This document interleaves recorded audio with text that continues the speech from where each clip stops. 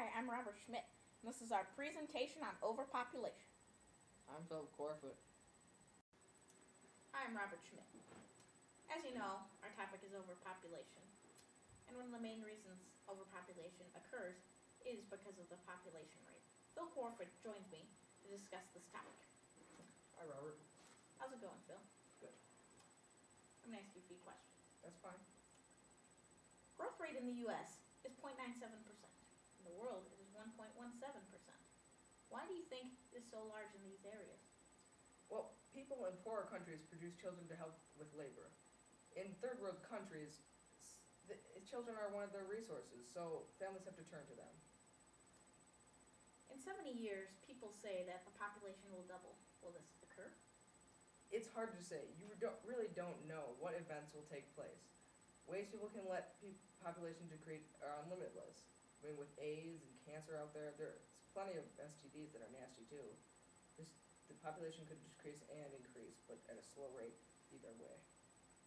I have a few ways that the world can help the population decrease a bit. And what are those? Well, one of mine is letting richer countries like the United States give money to less fortunate countries like, let's say, Ethiopia. But how would that help? How would you decrease the population by just giving countries money? It would help because it would give those countries like Ethiopia more money to their families, which would mean less producing of kids because they can't labor. For the labor chief, yes. Yes. That makes sense now. Okay. Having a set number of people per family, what I think would really help. Because you have those families with 12 kids, like in Cheaper by the Dozen, where they have a dozen kids. Yeah, I think those were accidental reasons, but yes, that's a good point as well. I agree. Thank you. Another reason would be putting people in obscure areas like the desert, Alaska, and Antarctica. You mean like moving people so we can expand over the earth, and so we have people everywhere instead of in the crowded areas. Yes. And that's changed my world. Thank you for your time, Phil. Thank you. Well, we'll be going to our next topic, which is population density. And I hope you enjoyed this segment. Thank you. Hello, I'm Philip Cork. Now, a key issue of population is population density. Now, because Ms. Smith does not allow us to have a long presentation, I can only elaborate so much on this topic. But the key thing is here, say you took all the people from India and all the people from China, pretty big populations, right? You know. And take all that population and squash it into the United States with the pre-existing population of the United States. Now, thing is, that would have, the United States itself would have less population density than London in England. Now, population density is people per square mile. Now, say like in Japan, there's only like 29 people per square mile. But in London, there's 62. And that's basically an elaboration of what population density is.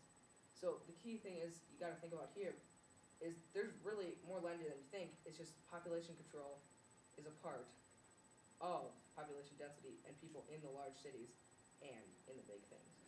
I'm Philip Corfoot, and good night and good luck. Hello, I'm Robert Schmidt. Every day, people are getting bored, which increases the population. Some scientists even say that the population will double in 70 years. I say it will be less time than that to double our population. The reason being is doctors every day are creating new vaccines to treat cancer, heart disease, and other diseases. So, as the population is growing every day, what will stop population? Nothing will. Right. Thanks, Phil. Yeah. So, we have to come up with something that'll stop it. Maybe limit the number of people in houses. I don't know. You can come up with that one yourself. No, I can't. I'm Robert Schmidt. Thanks for joining us. Well, that's all we have time for. Well, teacher limits our time to 5 minutes, so what can you expect? So, until next time, I'm Philip Corfoot. I'm Robert Schmidt. Thank you for joining us.